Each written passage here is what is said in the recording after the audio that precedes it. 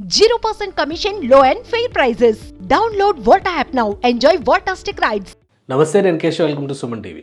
Janasena party అధినేతని ఇప్పట్లో కాపు సంక్షేమ సేన వ్యవస్థాపక అధ్యక్షుడు చేగొండి హరిరామ జోగయ్య వదిలిపెట్టేలా లేరు. బీసీ డిక్లరేషన్ జైహో బీసీ సభ ద్వారా వెలువరించినటువంటి ఆ పార్టీలకి, తెలుగుదేశం జనసేన పార్టీలకు సంబంధించి ఒక లేఖ తాజాగా మళ్ళీ రిలీజ్ చేశారు హరిరామ జోగయ్య.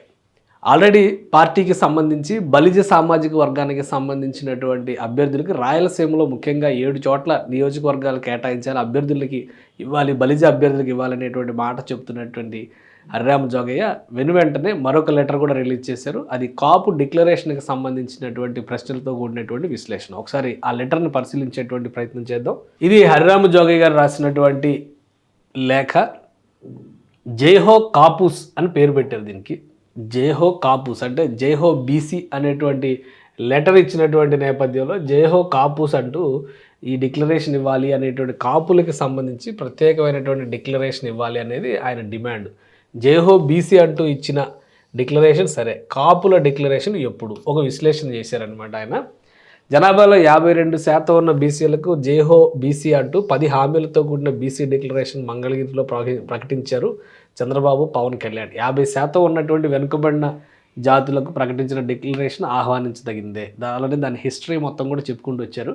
బ్రహ్మానందరెడ్డి గారు ముఖ్యమంత్రిగా ఉన్న కాలంలో అనంతరామన్ అధ్యక్షుడిగా బీసీ కమిషన్ వేయడం, సదరు కమిషన్ ఆర్థికంగా, విద్యాపరంగా, సామాజికంగా వెనుకబడిన అనేక కులాలని గుర్తించి ప్రభుత్వానికి సిఫార్సు చేయడం, సదరు కమిషన్ రిపోర్ట్ ఆధారంగా అనేక కులాలని బీసీలుగా గుర్తిస్తూ ఆనాటి ప్రభుత్వం ఉత్తర్వులు జారీ చేయడం జరిగింది. ఆనాటి నుండి సదరు కులాలకు సంక్షేమ కార్యక్రమాలు అమలు చేయడంతో పాటు విద్య, ఉద్యోగ, రాజకీయాల్లో రిజర్వేషన్ సౌకర్యం కలుగజేయడం కూడా జరిగింది. బీసీలకు పంచాయతీరాజ్ పదవుల్లో 34% రిజర్వేషన్స్ కల్పించిన ఘనత కూడా మహానుభావుడు ముఖ్యమంత్రిగా ఎన్టీ రామారావు గారికే దక్కిన మాట వాస్తవం. ఎన్టీ రామారావు గారిని కూడా పొగిడారు ఇక్కడ హరిరామ జోగయ్య గారు. అలానే జగన్మోహన్ రెడ్డి గారు ముఖ్యమంత్రి అయిన తర్వాత 34% రిజర్వేషన్స్ని 24% కుదించడంలో బీసీలకు విరోధిగా ముద్రపడిన మాట కూడా వాస్తవం.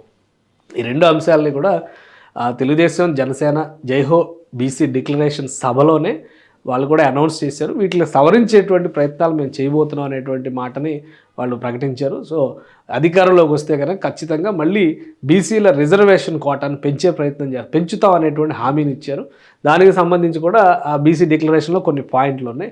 అలానే ప్రజారాజ్యం పార్టీ 2009 ఎన్నికల్లో బీసీలకు వారి జనాభా ప్రాతిపదికన 110 అసెంబ్లీ సీట్లు కేటాయించిన ఘనత చిరంజీవి గారికి దక్కుతుంది. అలానే దీనికి సంబంధించి ఈ 10 ఎన్నికల హామీలను ఇస్తూ ప్రకటన చేయడం జరిగింది. 50 ఏళ్ళకే ఈ హామీలు ఏమేమి ఇచ్చారు, అందులో 10 హామీలు ఉన్నాయి.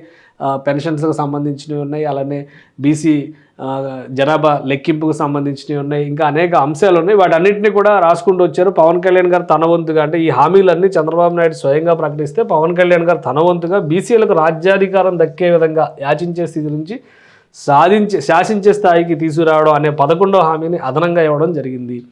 సో ఇదంతా కూడా చాలా బాగుంది. కానీ తర్వాత క్రమంలో రెండో కాపు వర్షన్, అంటే కాపులకి ఏం చేయబోతున్నారు అనేటువంటి వర్షన్ని మరొకసారి ఇందులో ప్రస్తావించారు. ఇక్కడ ఇదే సందర్భంగా ఈ 11 హామీలు కూడా హర్షించదగినవే. వైఎస్ఆర్ ప్రభుత్వం ఇంతవరకు బీసీలకు వివిధ పథకాల ద్వారా దక్కుతున్న లబ్ధి కన్నా అంతకు మించిన లబ్ధే ఇందులో ఇస్తారనడానికి ఎలాంటి సందేహం లేదు అనేటువంటి మాటను చెప్పారు. బీసీ డిక్లరేషన్ బాగుందని సర్టిఫికేట్ ఇచ్చారు.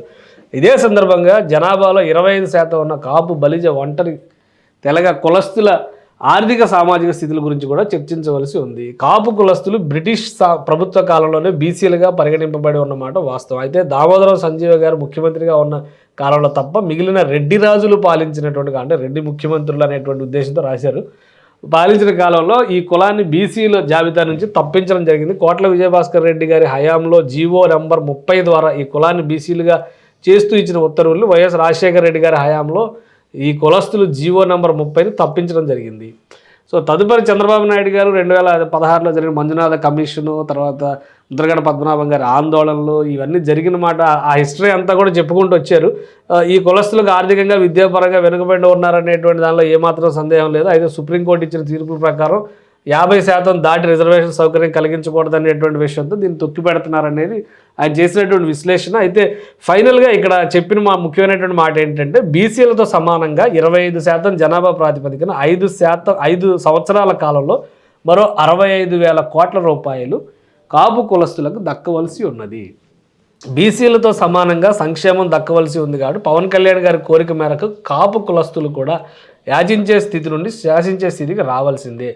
న్యాయపరంగా దీన్ని కాదనే హక్కు ఎవరికీ లేదనే మాట నిజం. ఈ పరిస్థితిలో 20% ఉన్నటువంటి కాపు కులస్తులకి తెలుగుదేశం జనసేన కూటమి ఎన్నికల మేనిఫెస్టోలో బీసీలతో సమానంగా అన్ని సౌకర్యాలు కలుగజేస్తూ బీసీలకు ప్రకటించిన వివిధ హామీలను వారికి కూడా ప్రకటించాల్సిందేనని, ఈ హక్కు ఉన్నదని తేల్చాల్సి ఉంది. జైహో బీసీ నినాదంతో పాటు బీసీ సభలో ప్రకటించిన బీసీ డిక్లరేషన్ తీరును కాపు డిక్లరేషన్ కూడా ప్రకటించి ఆయా కులాల మన్ననలు పొందాలనేటువంటి ఆసక్తిని హరిరామ జోగయ్య గారు ఈ లేఖ ద్వారా తెలియజేశారు. అంటే ఇప్పటికే బీసీలకు ఇచ్చినటువంటి హామీలు బాగున్నాయి, కానీ కాపుల సంగతి ఏంటి అనేటువంటి ప్రశ్న లేవనైతే. ఎందుకంటే ఆయన కాపు సంక్షేమ సేన ఫౌండర్ కాబట్టి కాపు సంక్షేమ సేనకు సంబంధించినటువంటి అంశాలనే ఎక్కువగా ప్రస్తావించేటువంటి ప్రయత్నం చేస్తున్నారు. అయితే కాపులకి కూడా వారితో సమానంగా చేయాల్సినటువంటి అవసరం ఉంది. కాపుల్ని బీసీలుగా గుర్తించాలనేటువంటి అంశంతో ఆల్రెడీ కాపు రిజర్వేషన్ పోరాటం సారాంశం కూడా అదే.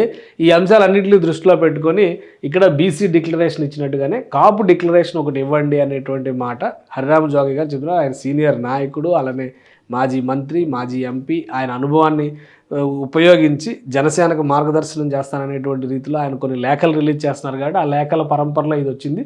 సో తెలుగుదేశం జనసేన పార్టీ ఏ విధంగా దీన్ని రిసీవ్ చేసుకుంటుంది? ఆల్రెడీ వర్గాల వారీగా కొన్ని ఎజెండాలు రూపొందిస్తున్నటువంటి పరిస్థితి ఉంది.